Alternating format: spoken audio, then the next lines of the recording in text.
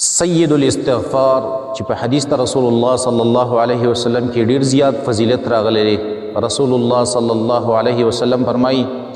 من قالها من النهار موقنا بها فمات من يومه قبل ان يمسي فهو من اهل الجنه. رسول الله صلی الله علیه وسلم فرمایي څوک چې سحر وي او د ماښامه پورې دله په دغه ورځ کې مرګ رالی، د ماښام نه مخکې دا په دغه ورځ کې دا سړی وفات شو، نو رسول الله صلی الله علیه وسلم فهو من اهل الجنه، دا سړی جنتی شو او دا جنتی دی. او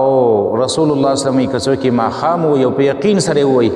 او د سحر نه مخکې دله په دې شپه کې مرګ رالی، نو رسول الله صلی الله علیه وسلم بیا هم دا سړی فهو من اهل الجنه، دا سړی جنتی شو. هغه دا دی اللهم انت ربي لا اله الا انت خلقتني وانا عبدك وانا على عهدك ووعدك ما استطعت اعوذ بك من شر ما صنعت ابوء لك بنعمتك علي وابوء بذنبي فاغفر لي فانه لا يغفر الذنوب الا انت.